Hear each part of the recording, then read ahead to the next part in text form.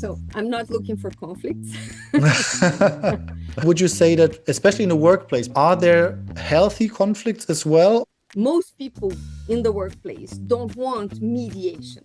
They don't want to have to admit that they couldn't solve the problem by themselves. When they do, it's because it has already escalated. Are there other things, maybe also structural things that you can do, especially in organizations, to make it easier for people to deal with conflicts earlier?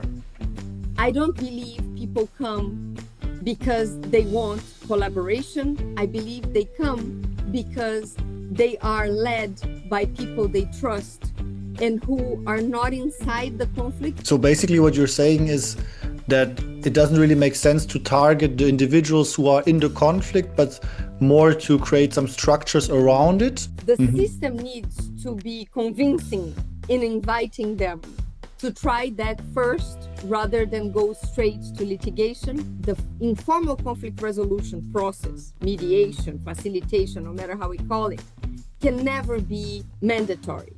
The process itself. What can be mandatory is the need to come and listen and try. And then if you don't want to stay, you're free to leave and then go to the next step. Fine. But that opportunity many times is a life changer. What is really useful advice to create this kind of more healthy conflict culture that we discussed today? Hello and welcome to Corporate Culture, your podcast about cooperation and conflict at work. My name is Paul Emtsev, and in this episode, I spoke with Gabriela Ourivio Assmar. Gabriela currently works as a mediator at the International Labour Organization, where she is responsible for workplace conflicts worldwide. Originally from Brazil, she has almost 30 years of professional experience in multinational top management and as an entrepreneur. Gabriela set up 2 legal departments, a public affairs department, founded a Brazilian NGO, and much more. Prior to her work at the International Labour Organization in Geneva, she worked as an ombudsperson for several organizations in Rio de Janeiro. With Gabriela, we talked about what makes conflict so interesting for her, what her work at the ILO is all about, and what differentiates healthy from unhealthy conflict. Gabriela shared her thoughts on how to make it easier for people to openly address conflict at work, the role of psychological safety, and the need for clear conflict resolution structures within organizations. My main takeaway was that conflict mediation in organizations has to be rethought. And Gabriela gave a lot of inspiration on how to do that. Let's get the conversation started. Here is Corporate Culture with Gabriela Ourivio Assmar.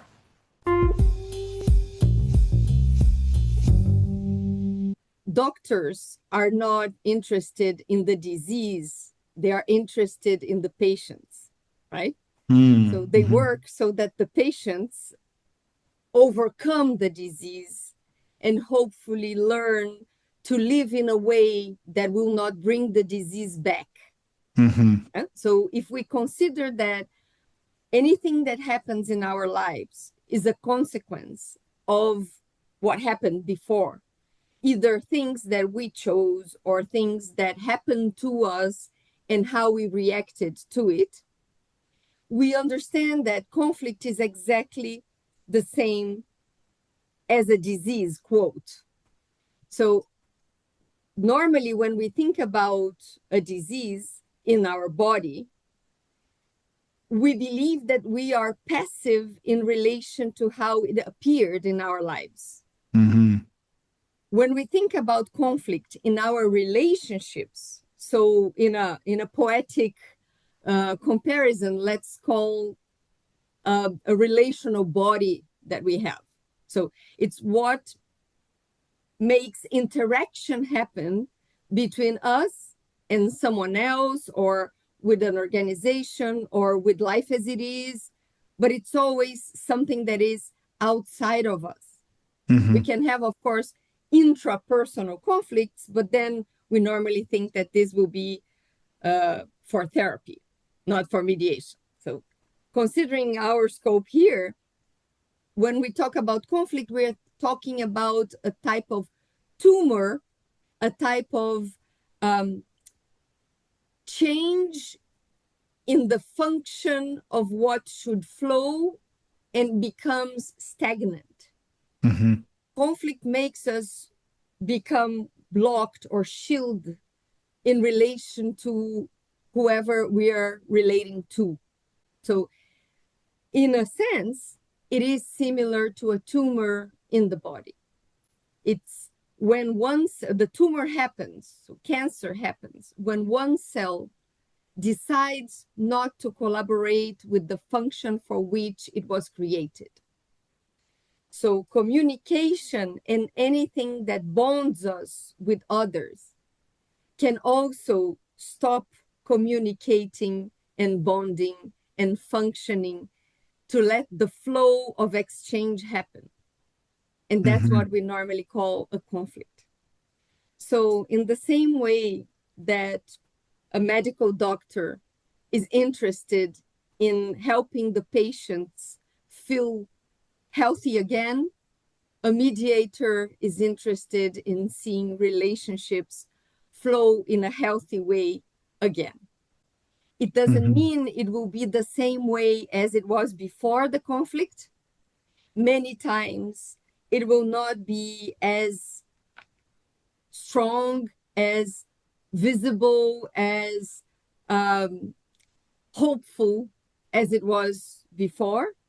But in one way or the other, it is more mature after the conflict resolution process. Even when people come to mediation because they were a couple and they are divorcing, or they were partners at work and they decide not to work together anymore, or they are neighbors and they will still be neighbors, but they don't want to go to parties together. So it doesn't matter if what happens next is less shining than it was before, but in one way or the other, people grow through conflict. People learn not just about others and about life, but about themselves. So conflict is a catalyst of a lot of self-awareness and maturity. And even when after the conflict resolution process, people don't have the same type of relationship they had before, they normally are stronger and they normally are more capable of avoiding the same type of suffering that the first conflict made them feel. So basically, this is what interests me in conflict, is this process of consciousness expansion that it allows us to go through in a very fast way in relation to what like peace times would bring. Very interesting metaphor. Yeah, I never had this this connection in my mind, and it immediately made me think of this question of whether there are healthy conflicts and unhealthy conflicts. So for you, would you say that, especially in the workplace, because you work a lot in workplace conflicts at the moment, are there healthy conflicts as well, or how do you look at this kind of health aspects of conflicts? Conflict doesn't feel healthy because it hurts. But when we look in the medium to long term, then we can identify what conflict was healthy or not. And basically, healthy conflicts are the conflicts that move people towards improvement, towards understanding the cause and fixing what is out of place at the root level. Yeah. The unhealthy conflicts are the conflicts that stagnate people. So people stay in that conflictual atmosphere for too long until they are too ill to really be able to recover by their attitudes. So I don't think there is ever a deadline. I think the earliest, the better.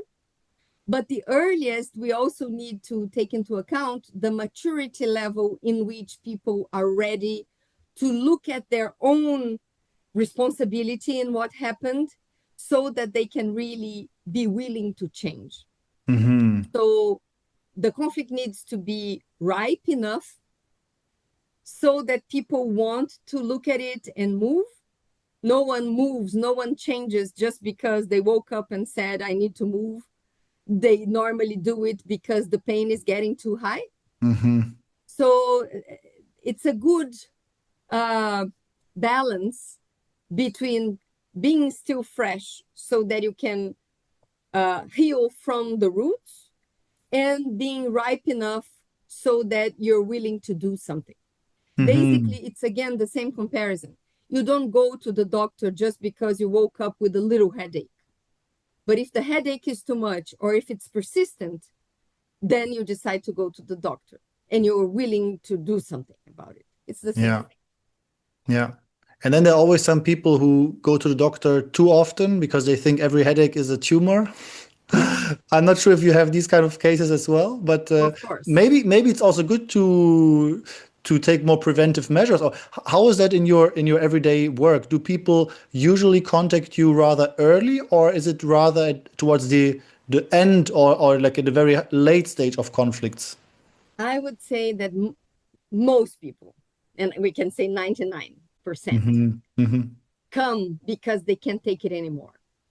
Because they have tried everything they could and nothing really helped or not helped enough.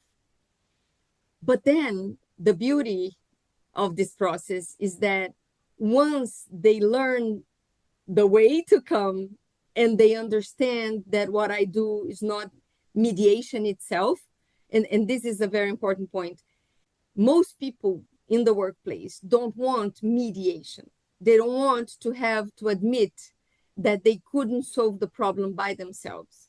When they do, is because it has already escalated and it's already like somehow public. So they need to basically, they try to avoid further damage, but the damage is already known, right? So this is the majority. But then when they learn that it helps. And second, they learn that I can also do other types of intervention to help them make better decisions before things get to the level of conflict.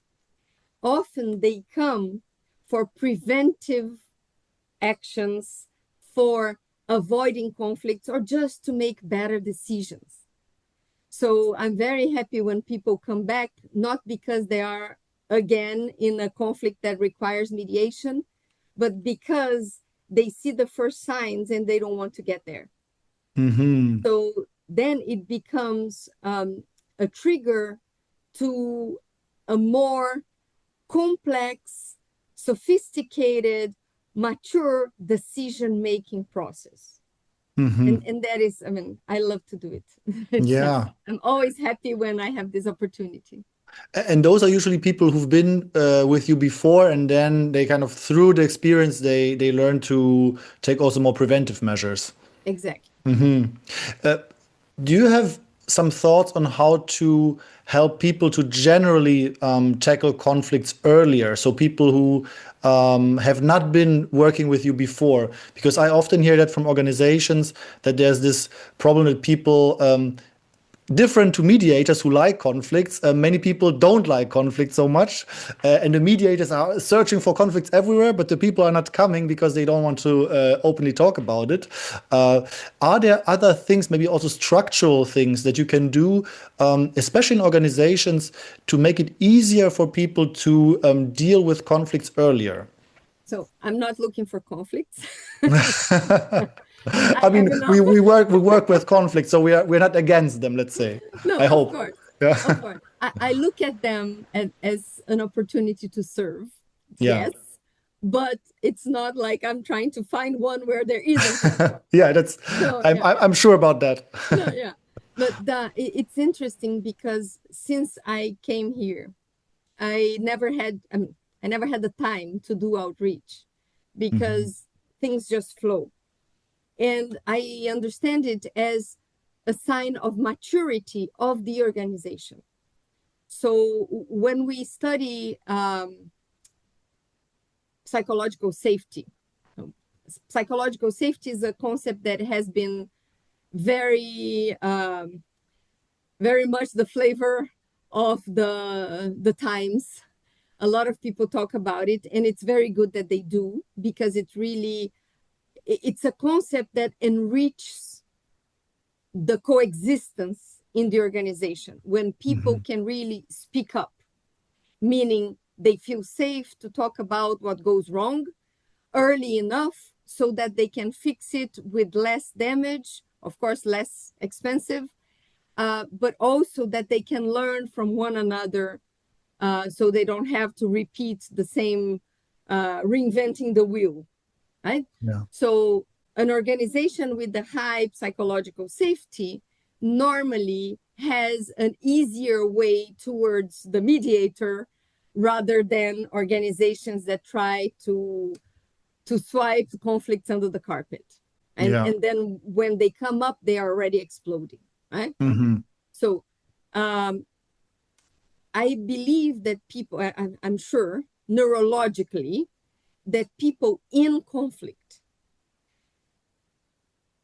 are very unlikely to search for collaborative processes.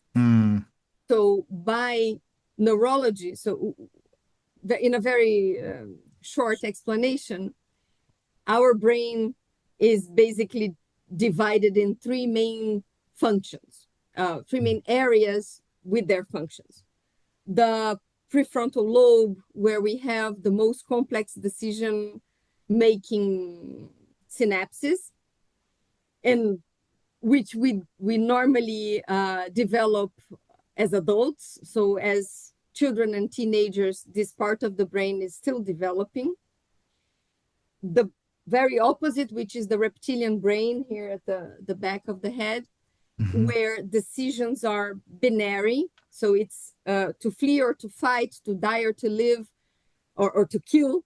So it's always an either or, without a possibility of a gray area, right? And between the two, we have the limbic brain, or the mammal brain, where emotions are produced and processed. So that's where we understand what is coming from the outside world, and that becomes alert systems for the rest of the body.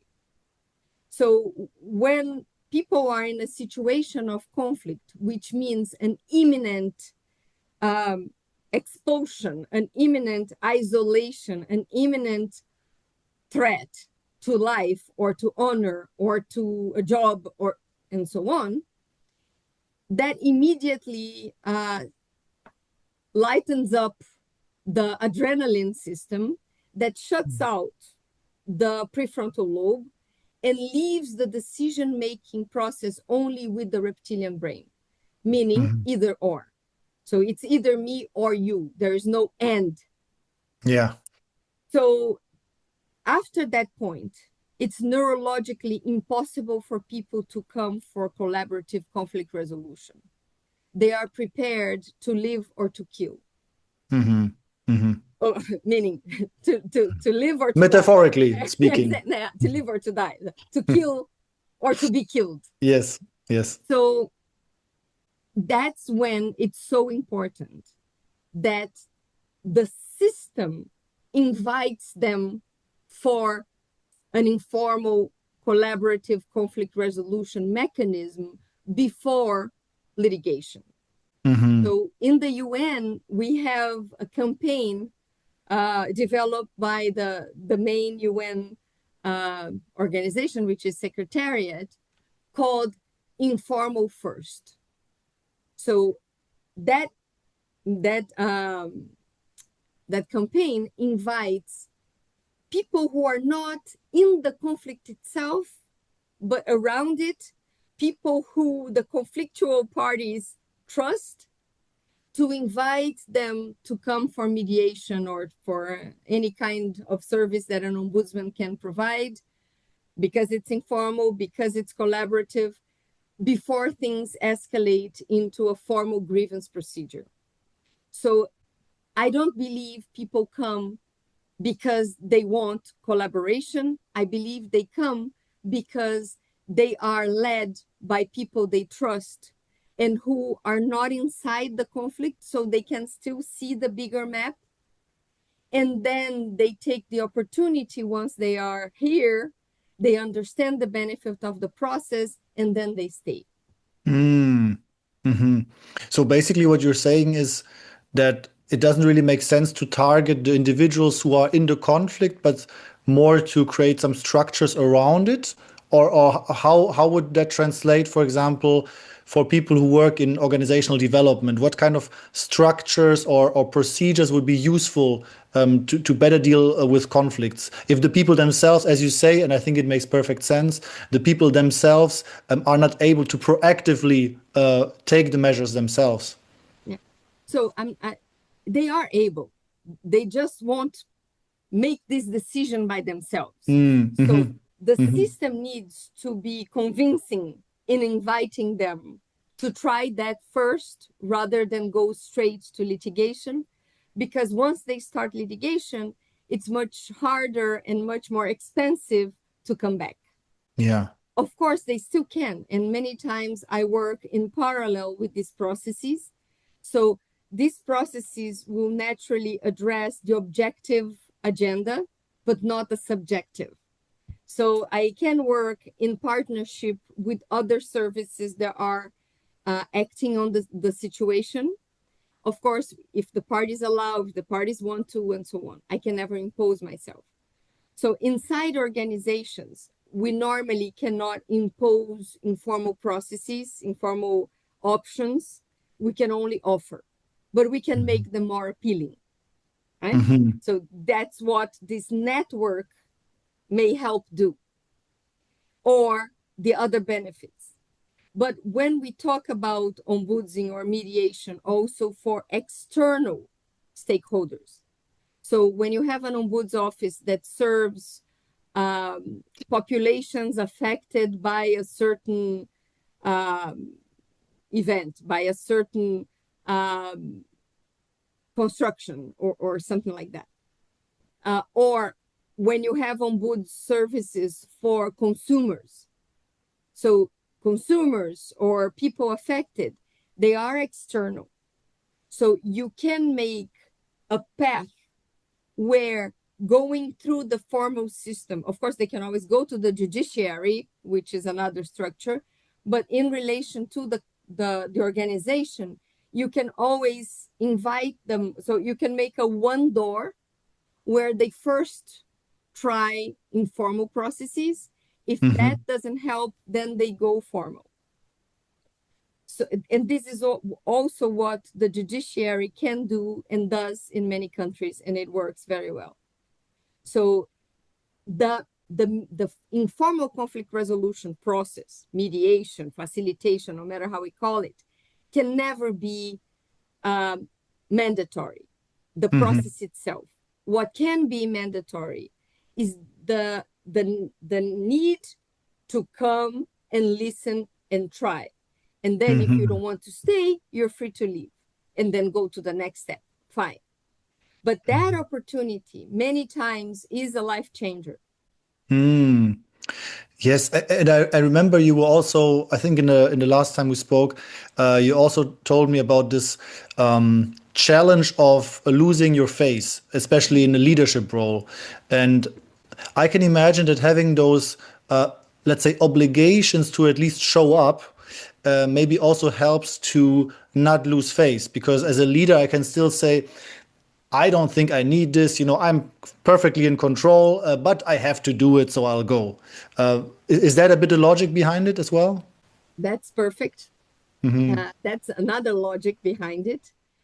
So in this hypothesis, we are considering someone who is still working from the prefrontal lobe, so is still working at a sophisticated level of decision making, but in relation to the other constituents, coming or starting a mediation process might be interpreted as, I know I don't have a good right on my side.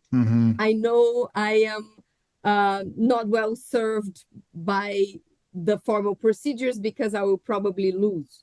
And then if people need to come because of the obligation, because the system brings them, they can have the safe face to say, it's not like I need it, it's not like I need you, but since I have to come, I will do my best once here. So this is also a very important difference that the system can make towards bringing people to the informal system, to the informal processes. That makes a lot of sense, yeah. And I mean, you were working in many different organizations, and I'm curious to hear your thoughts on where those mediation or conflict support services, where those should be located within an organization, because I hear many different examples. Some organizations have them directly with HR, so my HR a person is also handling conflicts, but they also in contact with my boss, and sometimes it's a bit complicated to contact that person. I have other examples where it's kind of located with change management, so they say, yeah, we do the change management and also all the conflicts related with that. So I know there are many different forms and options out there, but maybe you also have some thoughts on where is a good location for those services, and maybe also you can share where you are based, so how you interact with employees. Well, in the ILO, I have the perfect place in the organigram, which means no place in the organigram. I am an employee of the ILO, but I am placed responding only to a body that holds together the staff union and the top management. So the ILO is a very complex organization. It's a tripartite system where the big decisions are made always by the three pillars, meaning governments, unions of workers, and unions of employers. But inside it becomes two pillars, the staff union and management, and I report to them both together. So I in relation to the specific cases, I don't report to anyone. It's completely confidential.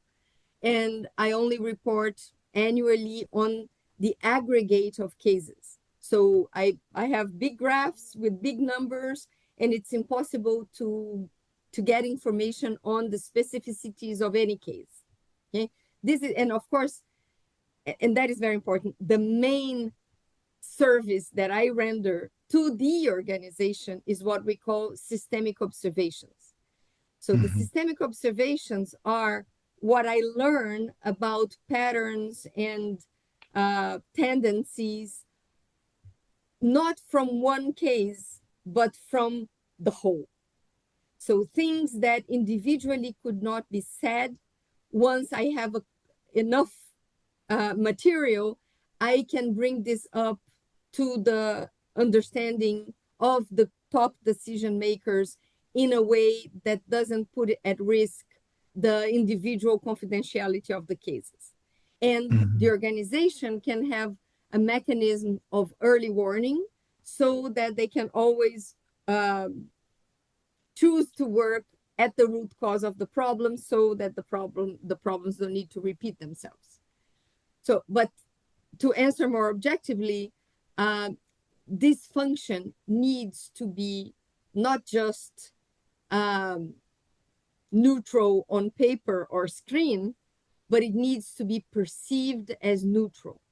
I cannot, to do this work, I cannot have any conflict of interest. I cannot be perceived by any of my clients, we call it visitors. I cannot be perceived by visitors as having a stake in the situation.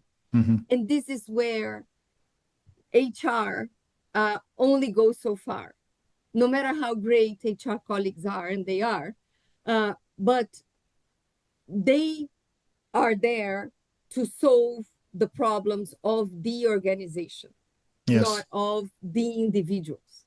Individuals are a resource to the organization, but they serve the organization. They have targets related to what the organization has put as objective criteria of their performance. So they cannot serve anyone under confidentiality. If an HR person wants to help someone, the most they can offer is privacy, but not confidentiality, because they have to report. So that is the main difference of working under HR, or no matter what department that has a stake in itself, that has a bias of what they want the outcome to be. To do the mediation work in an organization, we need to be clearly unbiased, unsided, which doesn't mean that we don't have an opinion. Of course, we are humans, and we don't have an obligation to fight for fairness. So if I am an activist for anything, it's for fairness. And fairness means fairness to all. It's not for one against the other. Yeah. And I think what you're describing is somehow the middle between two options that I often hear, because I hear from many organizations that are forming their own internal mediators. So they have a mediators pool within the organization, that they are sometimes also struggling with exactly that problem, that still the mediators are also employed and they are even sometimes having a secondary role somewhere. But obviously they're close to the organization, so that's the plus. And then I hear from many other colleagues, especially who are external mediators and that work with organizations which say we don't want to have internal mediators because of that problem of being too close to the organization itself or to the leadership. So that's why we work with externals. But then you have the challenge sometimes that the externals are maybe a bit too far from the organization. And I think what you're describing is kind of maybe the middle way in between, to be very close to the organization but still kind of independent. That's how I imagine your role, right? Exactly. So if we have the primary concern means trust. So no matter where we are placed, we need to be perceived as someone that deserves the trust of the visitors. Otherwise, we just cannot work, right? In anything.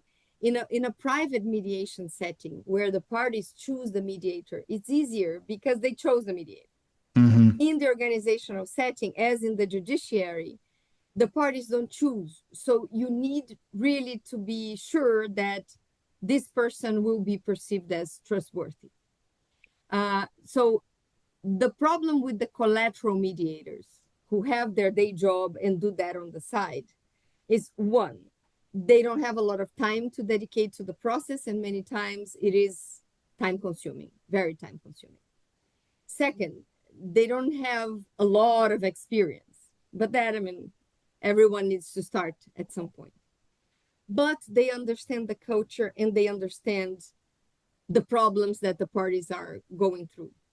So the way to work in this type of system is to have enough people in this roster of potential mediators and have one entry point where an expert can find the best possible mediators for the case, meaning mediators who are not directly connected neither with that department, not with that subject matter. So mediators who don't have conflict of interest themselves. So that would be the best possible model I have seen in those lines. When you have external mediators, and I referred at the beginning to my role for funds and programs, they have a wonderful model because they pre-select these ex-calls, these consultants, And they train this group of people extensively before they even touch a conflict. So they give a lot of internal trainings. They give a lot of organizational information. We can talk to the ethics officer, to the HR department, to the medical service. So they prepare us before we are involved in a case. Mm-hmm. Of course, it's not the same being an outsider. It has pros and cons, but this is what it is. So in any case, you need a little bit of understanding of the system. You don't have the time for the learning curve on context when you're working with workplace conflicts. So this is why you need this preparation of the mediator, but you also need to make sure that there is no conflict of interest. I would say that these are the two main concerns. Yeah, it makes real sense. Yeah. And I know many people working in organizational development. I think for them, it's really, really useful advice and insight that you just gave.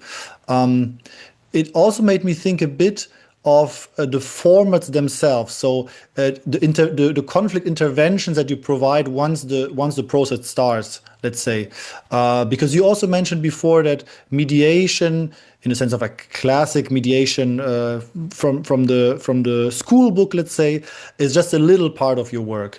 And I hear from many colleagues working in organizations, also some of them have mediation training, so they are mediators. And many of them tell me, we love mediation, we love the idea, but it's not working. We cannot use it like exactly in that format, in that process within our organizations. It's just not compatible. And I'm wondering if you have some thoughts on that, whether we have to maybe adapt mediation or maybe transform mediation practices to new formats and contexts within organizations. Yeah.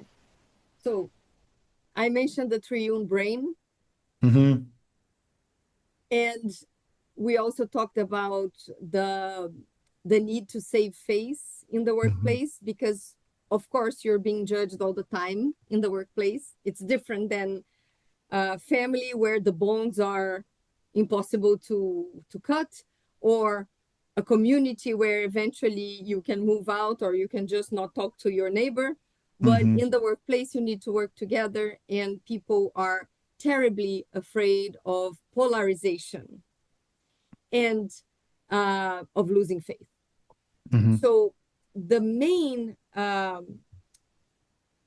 concern, I believe, and my experience shows, is that when they need the process, they are in the middle of the reptilian brain predominance, and they don't believe that the other person will be trustworthy. They may even believe in the trustworthiness of the mediator, but not of the other person. So this is why when we talk about mediation and people immediately think about a round table with the parties around and the mediator in the middle, trying to make them agree on things face to face, the first thing I do is to deconstruct that image. So I tell people, I will not put you in front of this other person until you're ready and willing. And eventually it will not be necessary, because there's a lot that we can do before that point. And then they want to stay. So I'm there to help each and every one be better to themselves, the other people, and the environment around them. So as I say, in mediation, it's different from negotiation. When you're negotiating without a third party, you're trying to get the best of the situation. You're trying to win and make the other person lose, right? Like in any adversarial scenario, just that in a negotiation, you know that the other party is also a decision maker. You know it here, but it didn't really come to the whole process of behavior driving, right? It doesn't really drive behavior because it's only intellectual. When we are in mediation, or when the parties are served by a third party, even when they are not sitting around the same table, the mediator is always reminding them that the other party is also a decision maker. So I developed what I call the decision-making equation, and that will take a little time, but I'll try to summarize. So basically, what I tell people is, if you're coming to a third party, no matter who, no matter if it's the mediator, HR, the boss, the judge, doesn't matter. A third party, because you could not solve the issue directly in negotiation, right? It's because somehow, even if you hate to admit, but you need the other person for something that is important for you. So there is some level of interdependency, right? And you want something that you don't have yet. So the first thing is to understand that the desired future is different from the present, and it's one possible future among so many that we don't know yet, which will collapse. So we need to organize the decision-making process in a way that makes it more likely to get the closest possible to that desired future and not any other future. And when we start organizing what we have and what we don't have, we basically fall in three main groups of givens and variables. The first group is what is under your control. Your meaning you, the person I'm talking to. So what is under your control is what we really can work on in these individual meetings. And then the third group, and on purpose I'm going to the third and then I'll go back. The third group is what is completely out of your control.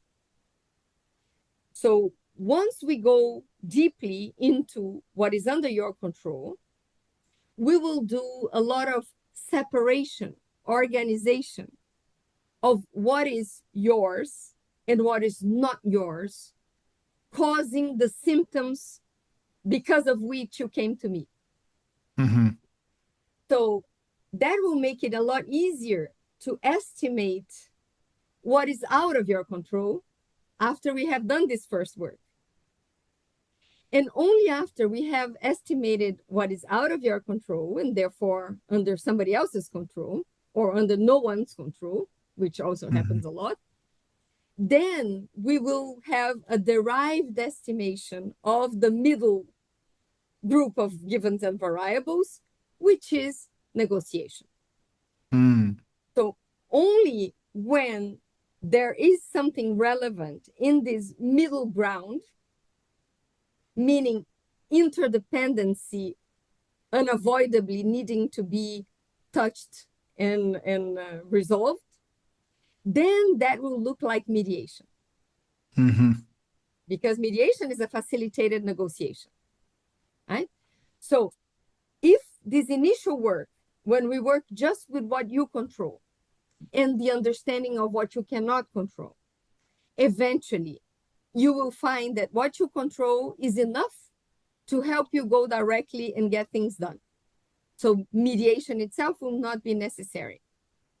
If we go through this and that, and there is still something that requires negotiation, I will do the same work with the other person or how many others. And when we go to the mediation table, whatever was the problem at the beginning, it's much lighter, it's less deep, and therefore easier to get done. And people will have a lot less, and this is the key, a lot less misleading expectations on what really depends on others. They will put less of their own weight on the shoulders of others. So that makes everything more efficient and sustainable. Yeah, yeah.